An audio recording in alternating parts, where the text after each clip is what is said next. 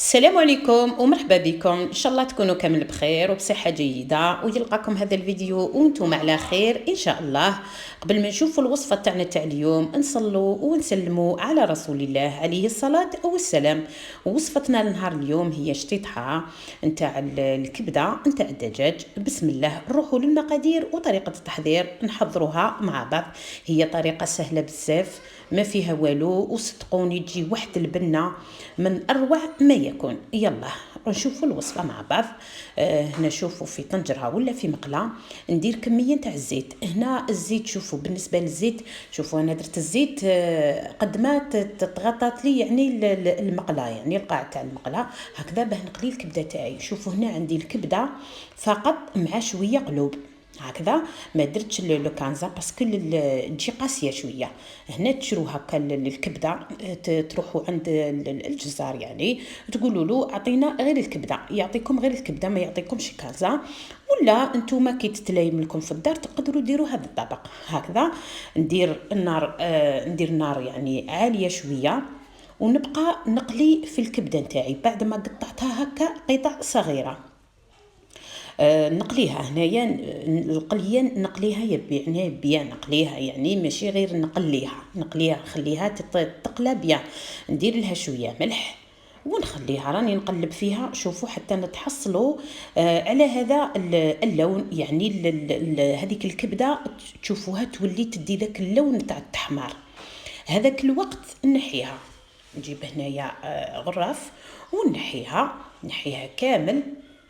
دركا الكبده تاعنا راهي طيبه تماما قلت لكم، يعني ماهيش تقدروا حتى تناولوها بهذا الشكل.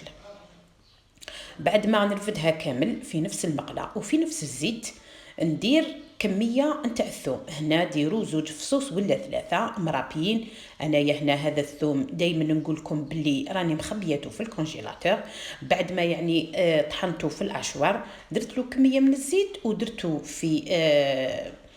في بورتمونجي هكا تكون بلع مليح، ديروه في الكونجيلاتور يعني ما يصرالو والو. كي تسحقوه تجبدوا كميه وطيبوا به هكذا. ندير هذاك الثوم يتقلى شويه ومن بعد نضيف عليه مغرفه كبيره نتاع طوماطيش مصبره. هنا الطوماطيش مصبره لازم نقليها هكذا باش نحو لاسيديتي تاعها باه ما تجيناش الاكله تاعنا حامضه.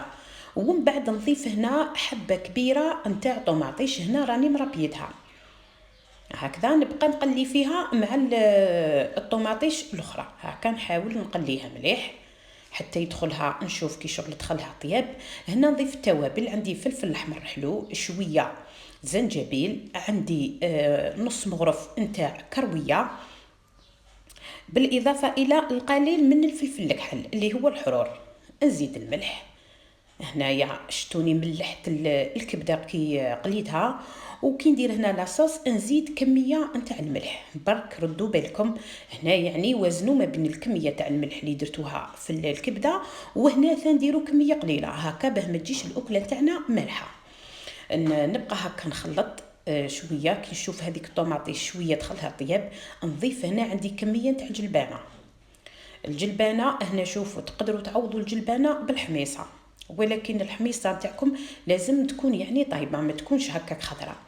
نقلي هذيك الجلبانه مع هذيك لاصوص ومن بعد نمرق. هنا مرقوا بالماء سخون من الاحسن، ومن بعد نغطي على الطنجره تاعي ونخلي هذيك لاصوص تغلي شويه.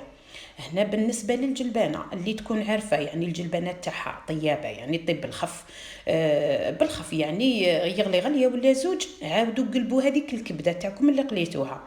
واللي راهي عارفه يعني الجلبانه تاعها تدي شويه في طياب تخلي حتى هذيك الجلبانه طيب بيان، يعني باسكو كي ديروا هذيك الكبده ماكمش رايحين تطولوا.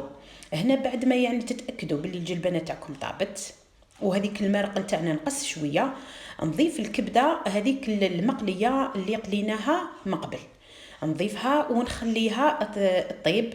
كيما شتوني هنايا درت 2 الاخر فلفل دريس هنايا باه يعطينا بنه ويعطينا هذيك الحروريه غير شويه هكا.